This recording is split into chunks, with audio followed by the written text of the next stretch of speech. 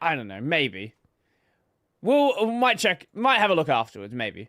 The rise of anti-alias JRPGs. The rise of JRPGs that don't look shit. For so long, I don't know why, but JRPG developers had no idea how to make a good-looking 3D game. I would argue, probably until Genshin, there wasn't really that, it wasn't really a standard for JRPGs to look good. And that's a fucking Chinese game. But, like, you look at, let me give a good example. Since we have Estelle Bright on the screen here, Cold Steel 1. Let me show you how Cold Steel 1 looked.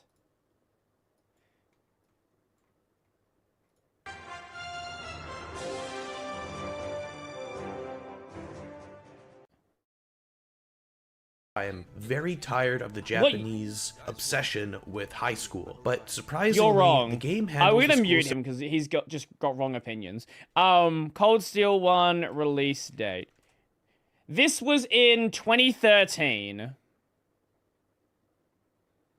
And, like, the Atelier series is very much the same as well, where until, like, I would say, Sophie, maybe? And even better, like, Riser. They just didn't look that great. Anyway, the rise of AA JRPGs. If you look at the JRPGs that feel the most confident right now, a lot of them aren't the biggest releases. That's because the AAA studios don't know they don't understand how to make a video game. They're not ones with the Nordics is also really beautiful. East 10. The longest trailers or even the highest budgets. They're the games that understand what they believe that's Sophie 2.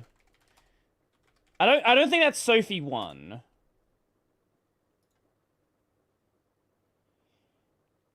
Yeah, that's Sophie 2. They are, and don't get stuck in analysis paralysis trying to reinvent the genre. For a long time, I only played AAA JRPGs where the spectacle and the graphics really caught my attention. But over the past few years, in an effort to up until, I would say, like, the PS2 era, AAA JRPGs were, like, the best JRPGs, right? Like, your Final Fantasies, things like that. Those were the best JRPGs that were around. But Final Fantasy's been... Look, I like 16, don't get me wrong. But... It's a bit of a mess. And then let's not even talk about 15. Make better JRPG content.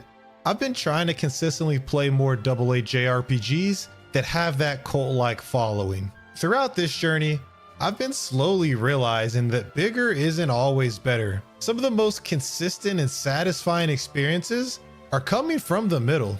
Now, my last few uploads, I talked about what pressures modern JRPGs are under. So I wanted to make a video to talk about things that are actually another game that's apparently really, really good is Monster Hunter Stories. Like, Monster Hunter Stories 3, the new one. The demo is apparently insane. Working well. The AA space that might not have the biggest marketing budget, which really stops these games from getting the attention they deserve. These JRPGs are quietly taking over the genre. For a long time, the JRPG conversation has been dominated by the heavy hitters of the genre. Where's Kingdom Hearts 4? Can't be a heavy hitter if you don't exist. The games that have to represent the genre every time they show up. Those games, you know, they get the most attention, the most scrutiny, and honestly, the most pressure. Every new entry has to justify its budget and attempt to expand beyond the genre in order to even be deemed a success. But while all of that has been monopolized in the mainstream conversation, AA JRPGs have been quietly building in the background. They're not dominating any of the headlines. They're not trying to reinvent the wheel with every release. But what they are doing is shipping regularly and sticking to their identity and slowly creating that trust with their audience. Now, I may be late to this party, but I finally understand how these AA JRPGs are building these cult-like followings. They're really doing what franchises like Final Fantasy and Dragon Quest did for us when we were younger. These games aren't asking for permission to exist, and they don't feel like they're trying to appeal to everyone at once. They feel like they know exactly who they're for. If someone likes Octopath Travelers 1, you can confidently recommend them Octopath Travelers 2 or 0 because they're not trying to offer you a different experience with each entry. You'll see that confidence and continuity show up in small ways, like how different systems carry over between games instead of being reset, or how mechanics feel more deliberate rather than overextended. And these games may seem like they're smaller in ambition, but it's mainly because their ambition is focused on key points. In my video about JRPGs targeting the wrong audience, we discussed that as JRPG budgets have ballooned and climbed, and the development timelines have stretched, the cost of failing has risen significantly. AAA JRPGs just have more eyes on them, which comes with more expectations and room for backlash, and that also creates that hesitation to try and innovate or experiment with new things. AA JRPGs don't live under that same weight and pressure. The Trails in the Sky Part 1 remake was, I believe it's Falcom's most selling game of all time. I think that's what I heard recently. They don't have to sell millions of copies to be considered to keep the JRPG genre, or to be holier than thou and trash people who enjoyed the genre for the more mainstream entries. But now I understand that. And then you realize, oh, if I can just like put aside needing the best looking graphics, you realize there are some phenomenal games out there that you didn't even know existed. Like most of the Atelier series, incredible. Result of a genre that's been squeezed from the top, and the games that found room to breathe in the middle have been consistently showing up to deliver and cultivating their fan base to love every entry. So they're not talking about these to be pretentious or gatekeep. They just really have that diehard love for the franchise, and they feel like more of these games deserve a chance from the mainstream audience, so that way they can find the same love that they have. Now, the reason that these AA JRPGs are able to show up to their audience so consistently is because it comes down to several things that they don't have to deal with. Was that like a... Was that Capcom? Capcom JRPG...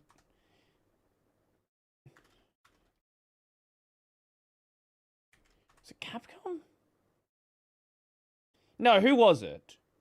What was this game? Was it Rev Noir? Is that what it was called? Konami. Konami, that's who it was. AA JRPGs don't carry the same expectations before anyone even presses start. They're not like launching with the assumption that they need to win over people who don't even like JRPGs in order to be deemed a success. They're not. I still think her eyes are like way too far apart. Expected. Like, I cannot take her seriously. Why are her eyes that far apart? Maybe it's fine in game. Maybe it's just this one angle that's weird. Or maybe it's just me. I don't know. But something about her face really throws me off. To be someone's first, second, and third impression of the genre all at once. When a game doesn't have to just appeal to everyone, it doesn't need to simplify itself and sand itself down. It can assume a baseline level of interest, itself and sand itself down. It can assume a base.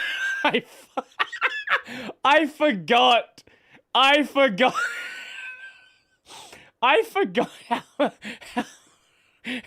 stacked Ryza was. Baseline level of interest and just get on with what it wants to do. It doesn't need to panic. We just show a bit of Ryza combat.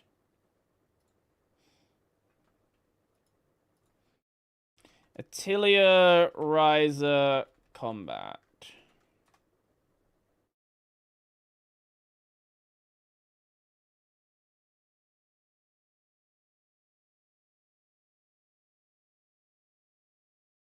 It's just a random short clip.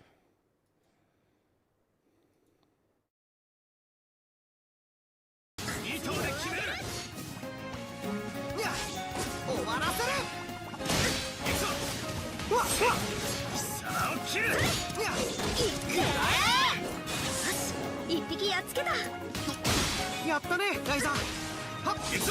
there's a Rise of 3.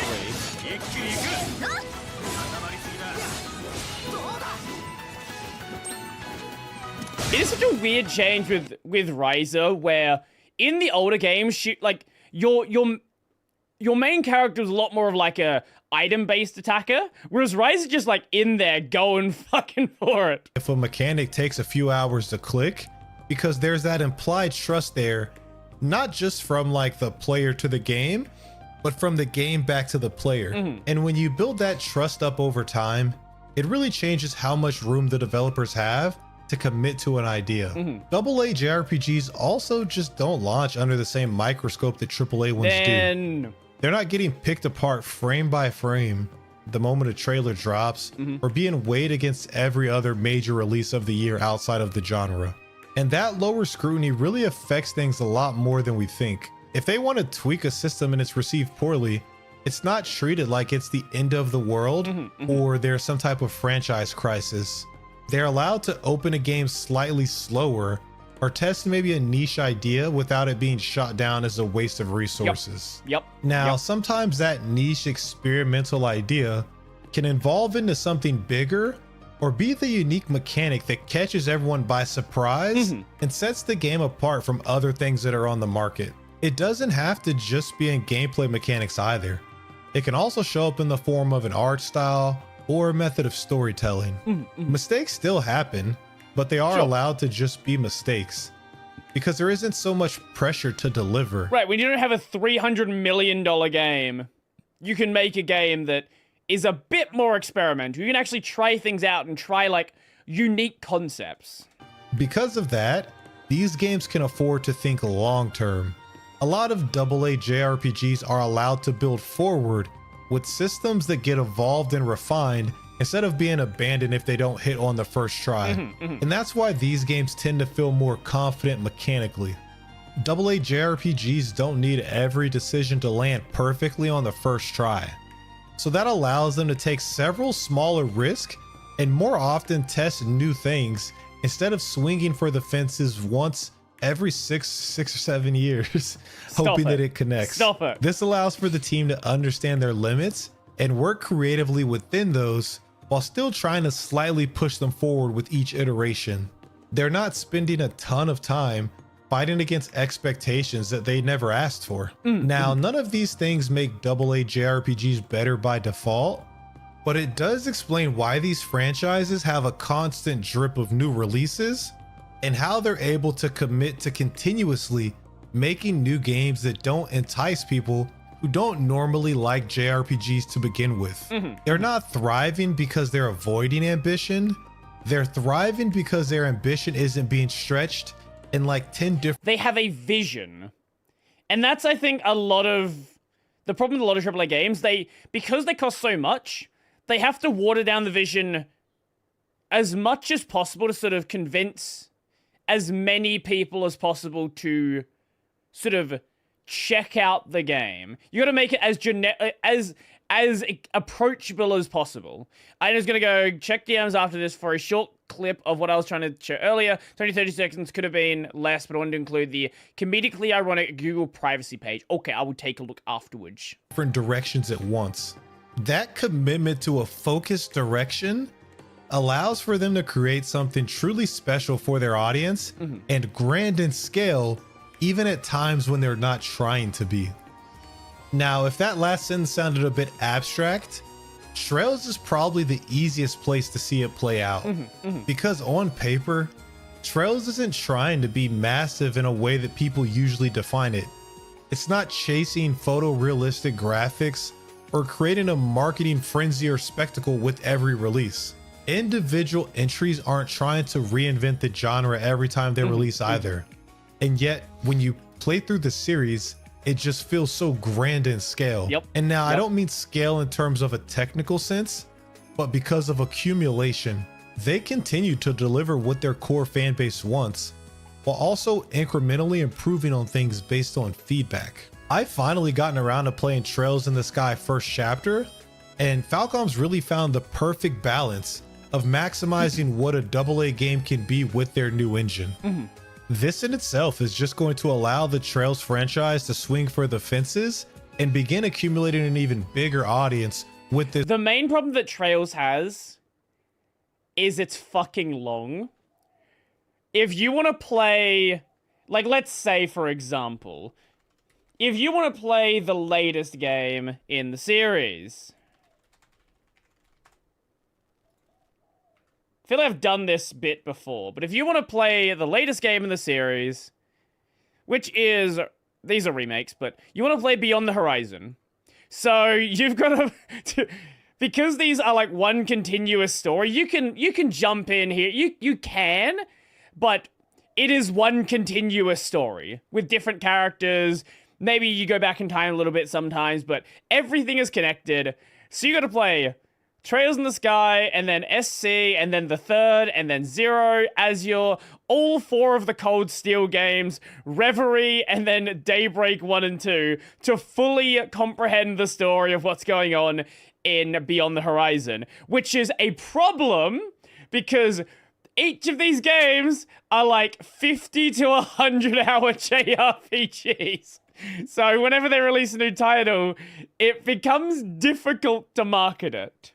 This first chapter, second chapter, third chapter remake. The thing is though, I doubt that building a massive audience was their intention when they were designing this new engine. They just kind of put their head down and kept creating a better experience for their core fans, and it's paying off with Falcom reporting a massive profit spike following the remake. I know in recent videos I highlighted the issues with JRPG remakes, but I'm here to report that I'm still part of the problem. I can call a spade and still be part of the problem. Trails in the Sky first chapter is the first Trails games I completed a few nights ago, and I'm 1000% on board to finishing this arc as they release new entries, and I'm even considering finishing Trails through Daybreak while I wait. Now, I know nobody asked, but Olivier is easily my favorite character, and I hope that he That's a solid choice. I respect that choice. plays a huge part in future chapters, but no spoilers, please. But when it comes to Trails, characters are carried forward and political issues can span across several games. Side characters aren't just disappearing after they serve their purpose, they're sticking around. And so when I see characters that are referenced 5 games later, when I play Trails through Daybreak, and they still remember what happens in the first arc, it's a subtle nod, but it really hits. When a region you visited years ago becomes relevant again, it changes how you— Well, not even just visited. A region that is referenced years ago becomes relevant. Put politics. Do you? The first game. Do you? Okay. Do you want me to explain something? The first game in the series is about a military coup trying to overthrow the monarchy. That is the overarching plot of the first game in the series. You think about the world, it stops feeling like some type of backdrop or just a setting. And then you have like the 3 nation. So you've like 3 nations surrounding each other. You have the monarchy, then you have the Empire of Erebonia, and then the Calvard Republic, right? All like very, very different political structures surrounding each other, and that becomes very important to the way each of the nations interact with each other. 3 nations, the Fire Nation. Yeah, the Fire Nation's basically Erebonia. No. The Fire... There's no Fire Nation attacking. The Fire Nation is Erebonia. The games start, like... So, it's referenced a bunch in the first game. Like, 10 years before the plot of the first game, they just invaded. And okay, this is a spoiler for anyone who might play. They invaded based on a false pretense. So... They wanted to invade Liberl, which is where the first game takes place. The way they justified it was by dressing as soldiers from Liberl and then genociding a village and then trying to blame it on Liberl and use that as like the justification for the war. and it starts feeling like a place that exists with moving parts that continue to move with each game. If you watch One Piece, that's what the Trails franchise feels like. And that kind of continuity is hard to maintain when every release has to be a jumping on point to try and appeal to a wider audience. Trails doesn't operate under that pressure. It assumes that you're willing to at least try and meet it halfway. So it's not constantly pausing to reintroduce itself. It continues to build up its plot instead of restarting. And you're able to jump on at the beginning of each new arc, like Trails of Cold Steel or Trails Through Daybreak. But with them remaking the beginning of the franchise, they're also going to overcome the hurdle of not being able to start from the beginning. You also see this same continuity in how the systems evolve. Combat isn't getting scrapped and rebuilt every entry. It's being shifted and refined and continues to layer on top of things. The part I enjoyed the most about the first chapter is learning the orbment system for the first time in detail. Now, it took some outside reading to really click, but once it did, I was hooked. I wanted to experiment with different things with my character, see if I can get this art equipped, understand why this person is a better mage as opposed to this one. And then when I compare it to Trails Through Daybreak, I can see how that system has gradually been redefined and iterated on every entry to make sure things are never stale. That steady growth creates a sense of direction. Even when it's not explosive changes, it's still moving forward. And all of that are what makes these games feel big. It doesn't have to be the biggest. The first couple of games justify. So the first game you start building up your orbment, which is your like ability system. The second game, though, because you actually, this is actually a really fun part with the first and second game. If you transfer your save from the first, so okay, the second game you don't start at level 1. You start around about the level you would have finished the first game. But if you transfer your save over, firstly, any side quests you finish, a lot of them, they will reference the side quest that was done, and in many cases will give you a reward for helping them again. But also, you finish at the exact level you finished the first game, which is really cool. It's a really, really neat system. But they justify you not keeping all your old shit by basically saying, oh, we have a new ability thing, and to be able to use the new ability thing, you need to get rid of all your old abilities. And then the third game, there's another reason. Basically, a thing destroys all of your abilities, and then you gotta rebuild it from the start. Marketing budget or the best graphics, just a commitment to constant improvement. While this is specifically about the Trails franchise, with the few exceptions, a lot of these same things can be said for several other AA franchises. Kind of like Deltarune chapters, I guess, giving sample files if you begin after chapter 1. Right. When a series knows it can keep going, it doesn't have to compress everything into one definitive game. It can let stories breathe with arcs that unfold over time instead of just rushing to resolve every single thread. You don't have the pressures of trying to make the loudest impact in a single release. You're able to trust that the audience is going to stick around long enough for that payoff to matter. And that's something that AA JRPGs are uniquely in a position to do right now. They just have to keep showing up for people that are already invested, and over time, that consistency is going to become the memories that we got while we were younger, except for the world feels much bigger because it's allowed to persist.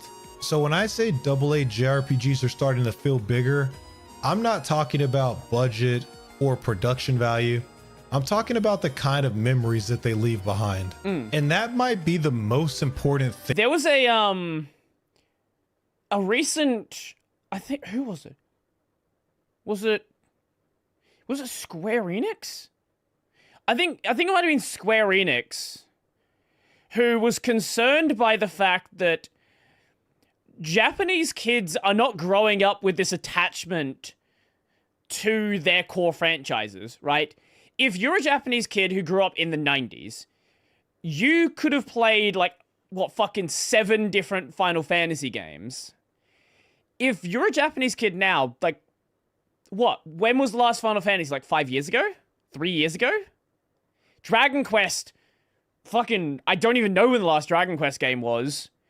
So now that attachment isn't with franchises like that, it's Pokemon. Because Pokemon still has a semi-consistent release schedule.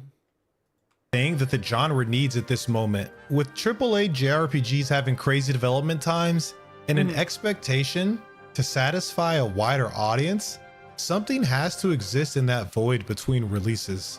That's where AA JRPGs are quietly stepping to the center of the stage.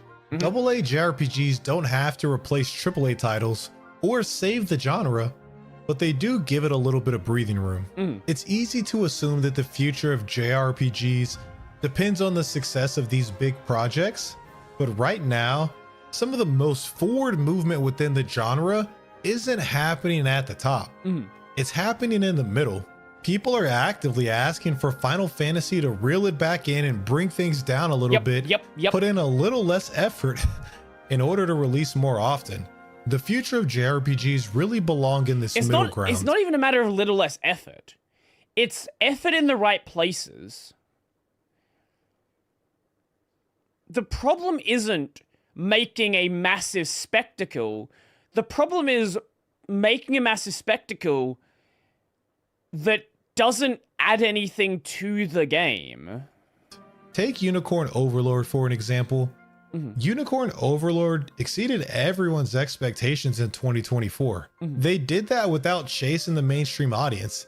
They did it by committing to an experimental take on a tactical JRPG that landed. Vanillaware continued to workshop ideas with their signature art style, and they landed on something that feels special and expandable. It feels like the studio is saying, this is our lane, and we're going to continue to push this lane as far as we can take it.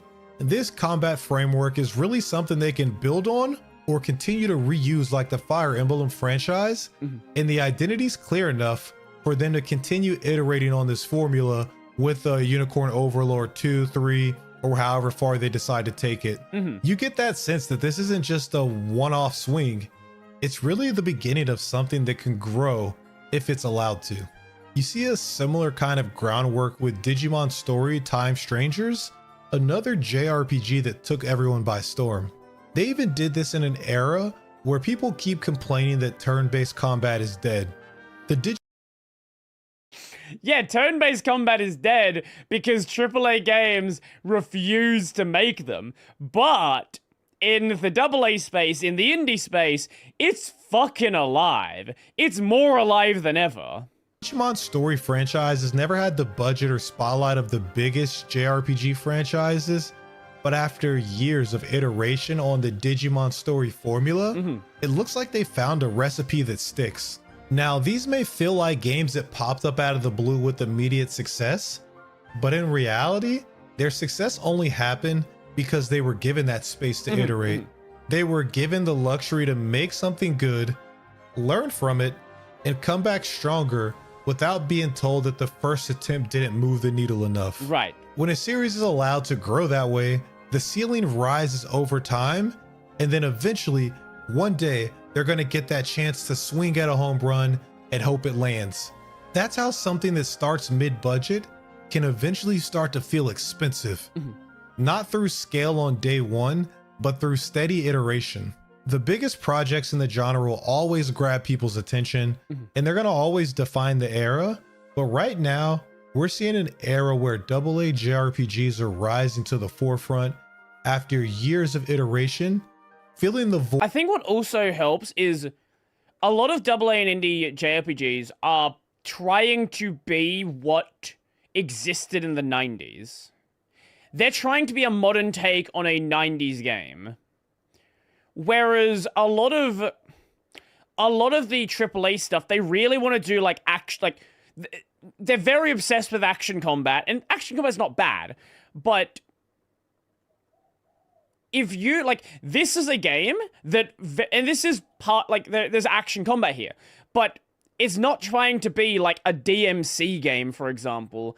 It's something that would be like at home alongside like a Final Fantasy VII, something like that.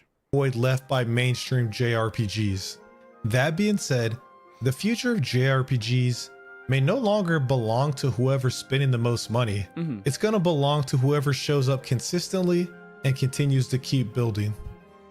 Thank you for watching the video till the end. And if you enjoyed this, make sure that you like the video And consider checking out this JRPG essay right here, where we go into how JRPG villains used to be written better. That was a fun video. I like that. I think we might bounce there, actually.